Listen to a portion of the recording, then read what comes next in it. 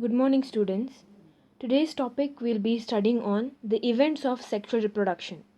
So, sexual reproduction, if you all recall the points, you have already understood there were categories like based on the flowering period in plants, annual, biennial, perennial, and in case of animals, seasonal and continuous breeders. I'm not going to go into it, just recalling those points. Keep those in mind, and now we'll understand the events involved during sexual reproduction.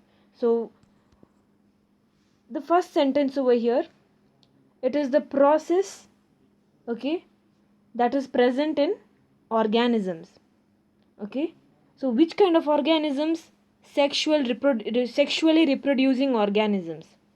Here, if you read the sentence, the process in the organisms have a remarkable fundamental similarities. So, what is that similarities? There is fusion of gametes, there is zygote formation, there is embryogenesis. So, this is the fundamental similarities which it's talking about in the sexually reproducing organisms. Okay, though the process is similar, the structure associated is different. So please note, process have a remarkable the process in the organisms have a remarkable fundamental similarities. So what are those processes? Fusion of gamete, then zygote formation, then embryogenesis. So embryogenesis, another term, development of embryo. So these three are similar.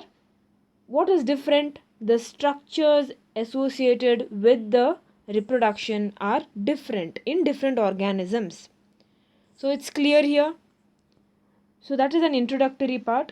This is just to get an idea. This is a fusion of gametes which we are saying is similar. So when we say fusion of gametes, then this formation of zygote and then new individual. Don't get confused with these pictures. All I'm trying to say is here, you can find the two gametes meeting together. They have a chemical attraction there and they come together. So this is your first step of fusion. Once the fusion has occurred, zygote develops. Then finally the zygote forms into a unicellular, single-celled, first life you can say is your single cell, which depends in multicellular organisms. This particular new individual has the capacity to multiply and form a multicellular body.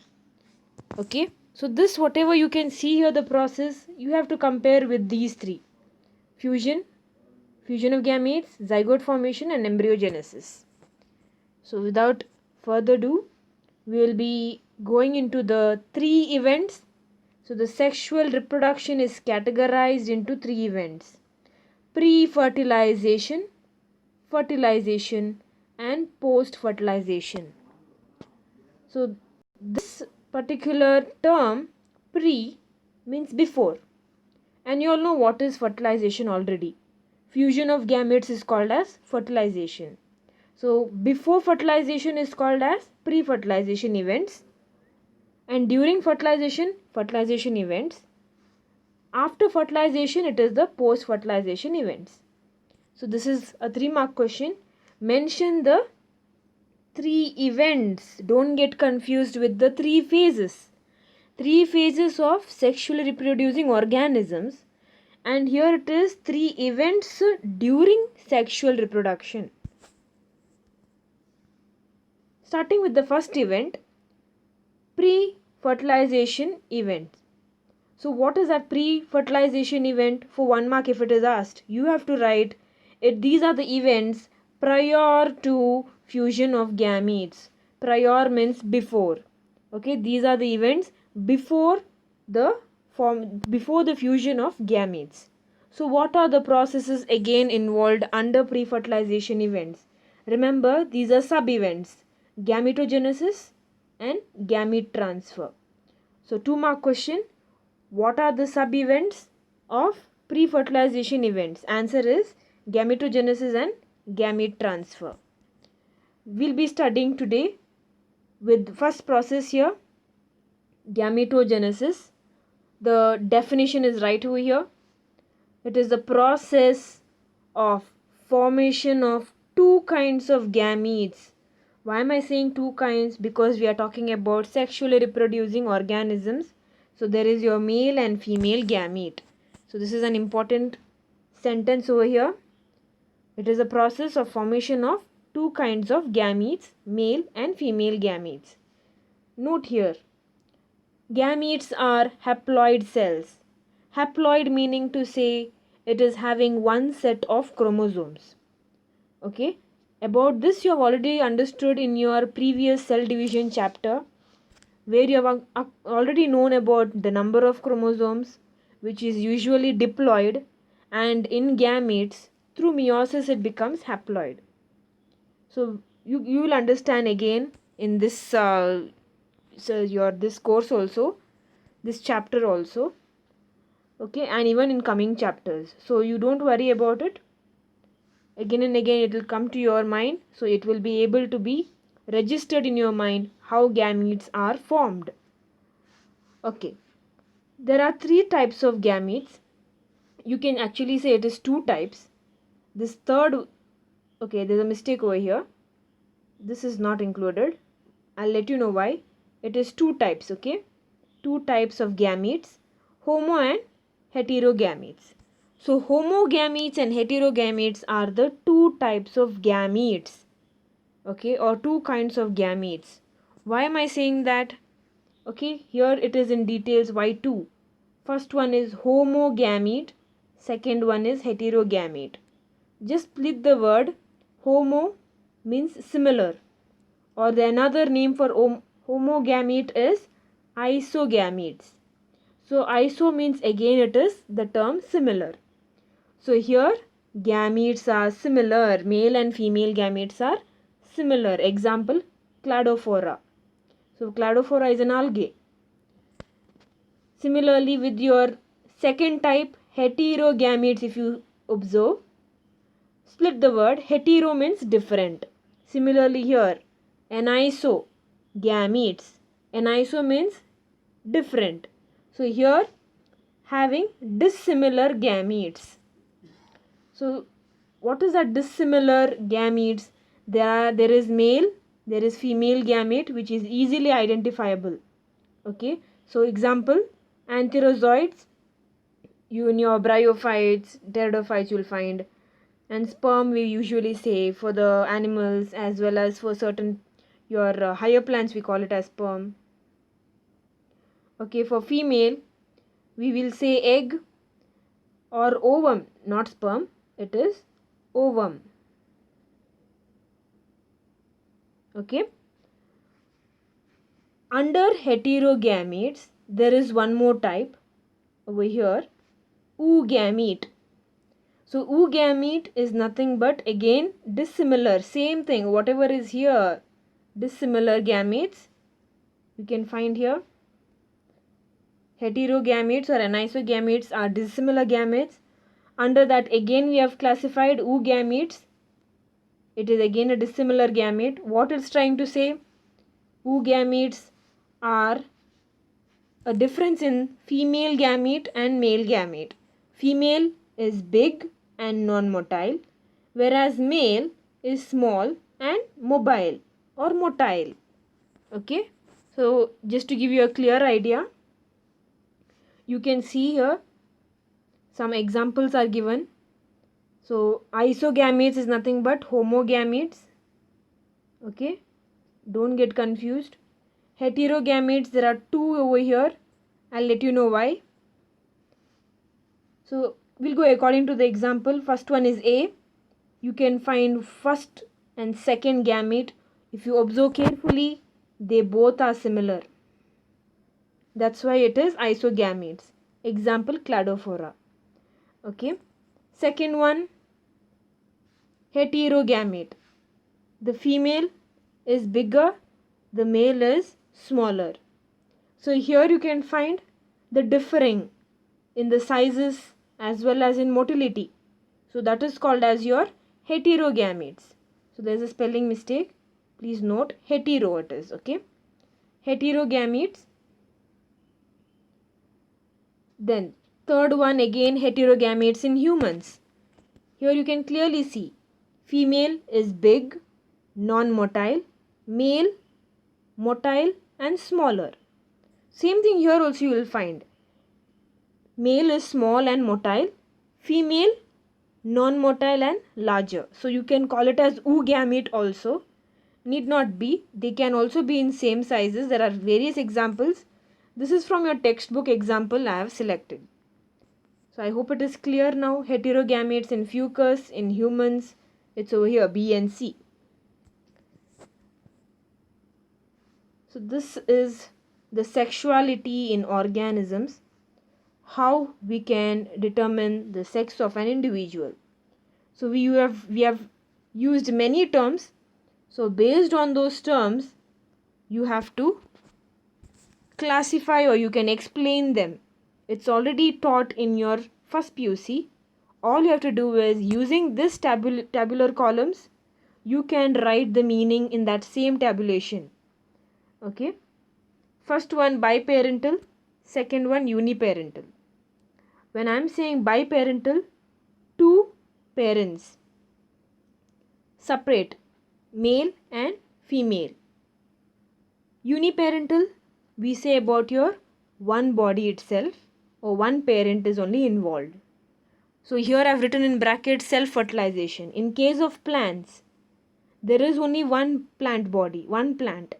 And in the same plant or in the same flower, self-fertilization occurs. So this is your uniparental. There is no involvement of another parent or another individual. So similarly, so this is one type of sexuality, you can say biparental, uniparental. Another is unisexual, bisexual. Looking at the bracket words, unisexual, one organ, one sex organ, one body. Bisexual, two sex organs in one body. So it's already understood here. In fungi and in simple plants, we use the terms heterothallic, homothallic. So thallus you all know already. Undifferentiated body, plant body, undifferentiated plant body, that is undifferentiated into root, stem, leaf. You cannot identify whether it's a root, stem or a leaf. So such plant body we call it as thallus. So if the sex organ is present on two different plant bodies, two different thallus, then the word is heterothallic. Homothallic, both the sex organs are present in the same body. Okay, I hope it is clear. In case of simple plants, we use the terms dioecious, monoecious. Dioecious, again here you can see two bodies. Monoecious, single body. Okay, same, I've kept the words which are similar in one section, all the similar words in another section. Okay, so coming to flowers, we give the term staminate, pistillate. Staminate, stamens, only stamens are there, that's why male flowers are called as staminate flowers. Female flowers, they have only pistil, that's why they are called as pistillate flowers. Okay, so here what about the other way around? It is your bisexual flower. It is here unisexual, which is divided into two names, whereas bisexual flower, it is the same, bisexual flower itself.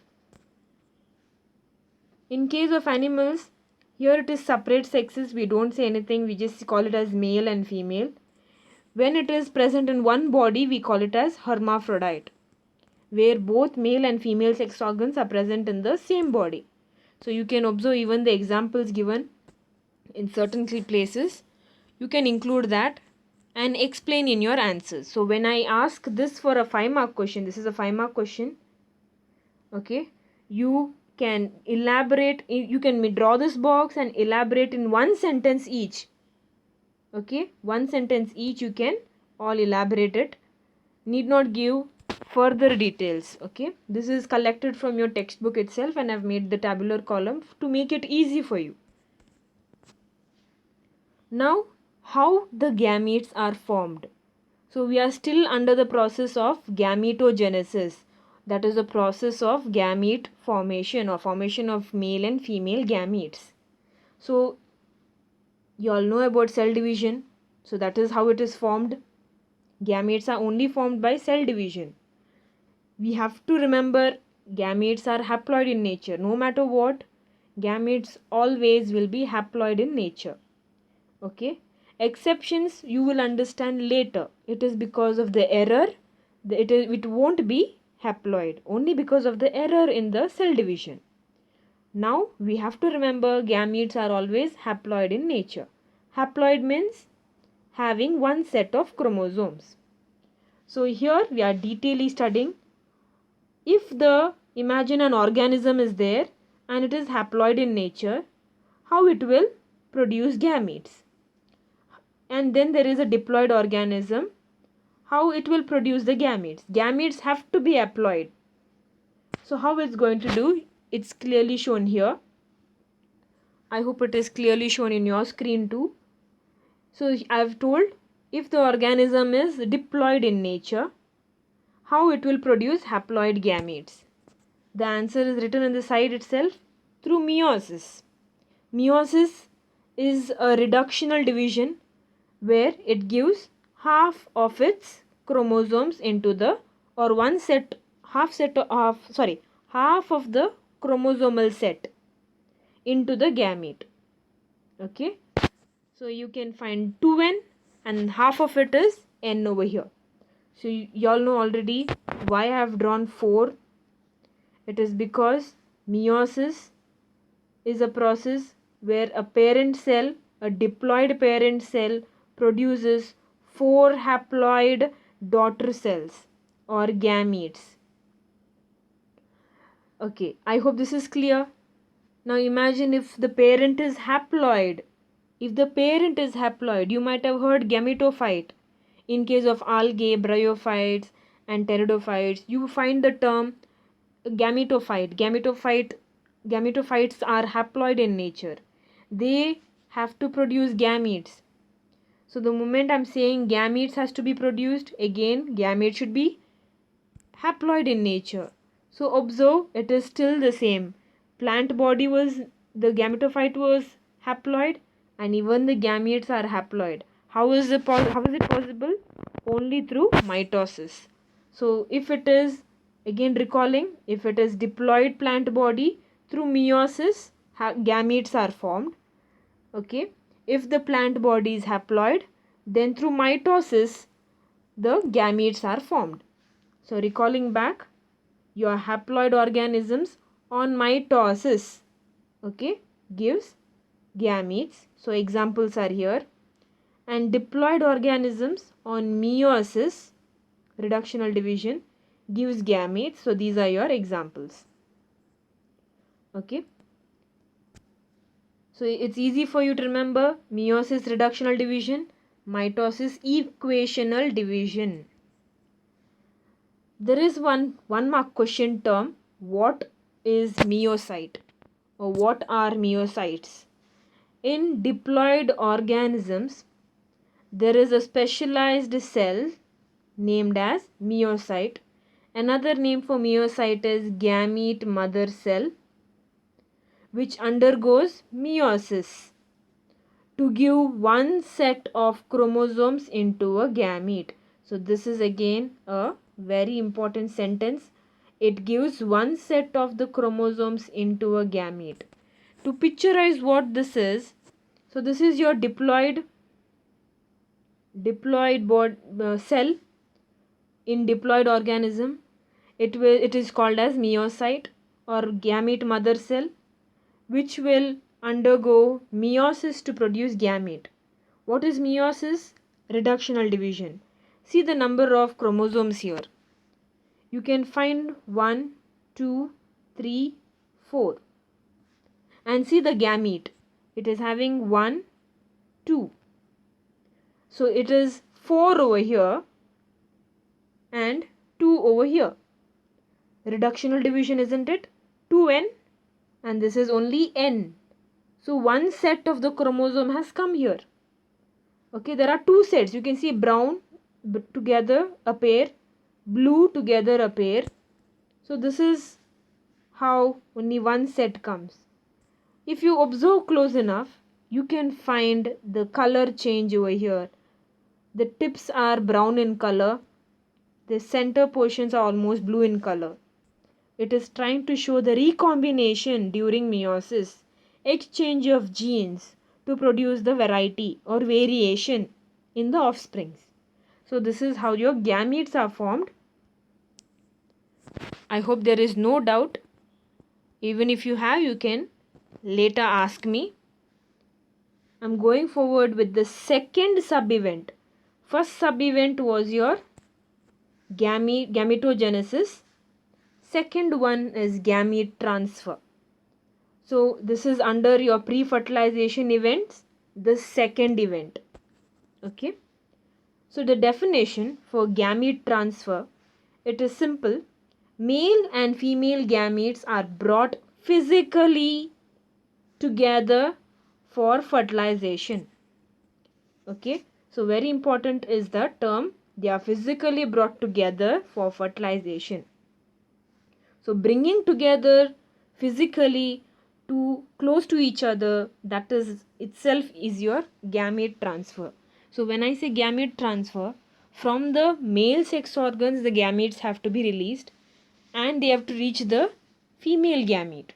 There are chances where female gametes are also released into the exterior or the external environment. So we'll understand one by one how gamete transfer occurs in sexually reproducing organisms. Observe here, I've highlighted in green. In majority organisms, I'm talking about the majority organisms, we find female gamete is stationary, male gamete is motile. To recall what it is, I'm just going back with the slide where you can find the female gamete is stationary. Why stationary? It does not have any flagellum. It is as it is. Where it is produced, in that place only it will be. Okay. And males are motile because they have flagella. So they can move towards the female. Okay. They can move towards the female gamete for fertilization.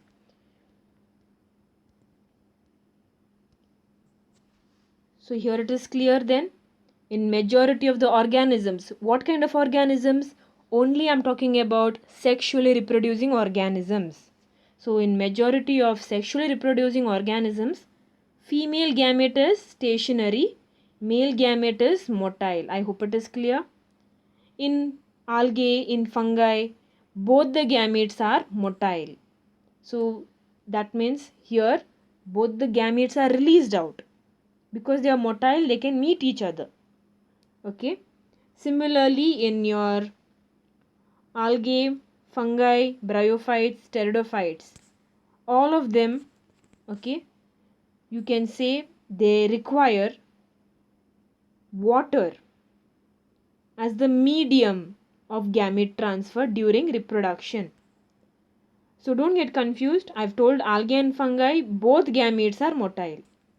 Whereas these two, algae and fungi, along with bryophytes and pteridophytes.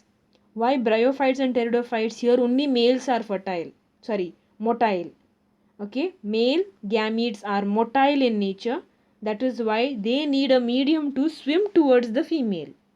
So to swim towards the female, they need water as the medium. That's why they need water as the medium of gamete transfer during reproduction. I hope it is clear. Just to give you an idea, I hope you all remember this particular plant, the bryophyte, which is called as Funaria. So this is your sporophyte. You can see the brown arrow, it is sporophyte, blue arrow, it is gametophytic stage. So here they have given the key already. Observe this part, the gametophyte stage. Can you find here Antheridia and Archegonia? Antheridia, male sex organ. Archegonia, female sex organ. So female sex organ, eggs are non-motile and they are stationary. So they are inside itself. You can observe here, they are inside the Archegonia itself. Archegonia is the sex organ. Okay. Ovum is the egg inside it. You can find the antheridium, antheridia. Antheridia is many, antheridium is singular. Okay. So inside that the male gametes are produced, which, with the help of, they've given raindrop, which is nothing but your water. Okay. So the male gametes, also called sperm, will will go into the water and however swim and try to reach the female gamete. This particular function or the action is already studied in your first PUC classes. So you need not stress much about it. All you have to know is, you can see there is raindrops or the water droplets. It is trying to say for the sexual reproduction only it requires water. Okay, it clearly shows here why bryophytes are called the amphibians of plant kingdom. So this is what your easy picture is. Let us not go back much, just making it more clear by comparing with your first PU knowledge and the picture over here. I hope it is clear. Observe what the sentence says here. The number of male gametes released is more than the number of female gametes. I have highlighted in different color, trying to say that male gametes are more, okay, compared to female. Why is it? You'll just observe here. Now this water droplets carrying the sperms, okay, carrying the sperms. Imagine if the sperms, all of them, okay, moving towards the female sex organ. Will all the gametes enter this archegonia? No. Some of them are easily lost. That is why if you compare, here there is only single egg, only one egg inside each archegonium. There can be chances of more than one. Here if you just observe, comparatively with the droplet that carries many sperms, here there is only few or one egg. Okay, comparatively. So what is the chances? Whatever the droplets carrying the sperms, some droplets may enter the archegonia, some will not. Okay, so the droplet containing sperm, some will enter, some will not. Okay, so for that reason they are saying, which shows in the next sentence, because of most of the male gametes fail to meet the female gametes. That is why the number of male gametes is more than the number of female gametes. I hope it is clear. So you have understood about the different different categories in majority of the organisms, how the gametes are. Female is stationary and male is the one who is moving towards the male gamete is the one which is moving towards the female gamete. So in algae and fungi, both gametes are motile, hence they come towards each other. So your four groups here, they are requiring water for the gamete transfer. Okay, and in angiosperms, you know about pollen grains that are produced by anthers, and you know there are ovules present in the ovary. So pollen grains, they contain male gametes and ovules contain the egg. So about angiosperms, it is little different. It does not require water. It could be air that helps in the pollination process. It may be the insect, it may be human or any type. So you can find in plants the pollination process where transfer of pollen grains on stigma occurs. It may be self-pollination or cross-pollination. So giving you a better idea, whatever I've shown here, you can find how the anthers, you can see the anthers here,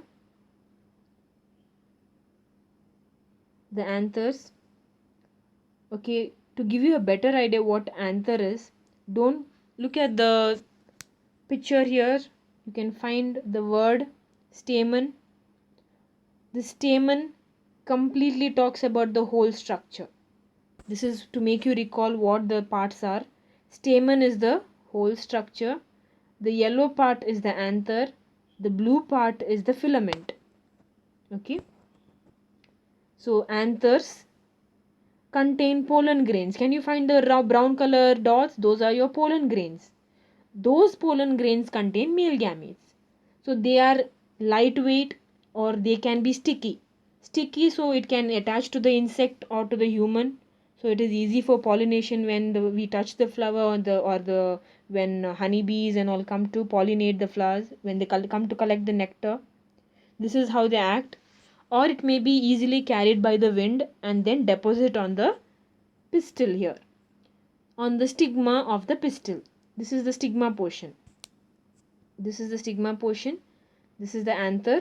So I hope the term pollination is clear. It's even clearly shown over here how how is the process of pollination and pollen germination. You can find pollen germination. You can see here how there is a finger like projection that is going inside the stigma. Okay. Don't worry, this particular process of pollination will be repeated in detail in the next chapter. That's why you do not worry. This is in general, the first chapter is in general. We are studying about the reproduction in organisms. Okay, so gamete transfer in plants, you have understood it is through pollination, and in animals it is evolved mechanism. So they have evolved a special mechanism where the gametes can fuse. So gametes have to meet the male gametes have to meet the female gamete. So it is a little different process.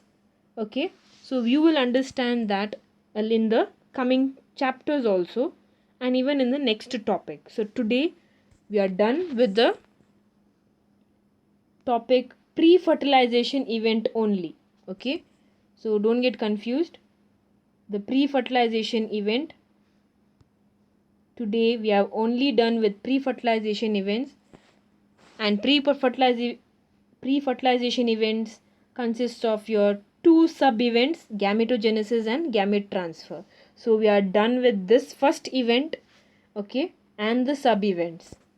Please remember this, memorize it, and answer to the questions given in the last slide here. Any doubts, please let me know. Answer and submit it by 10 o'clock tonight. Okay. Thank you, students.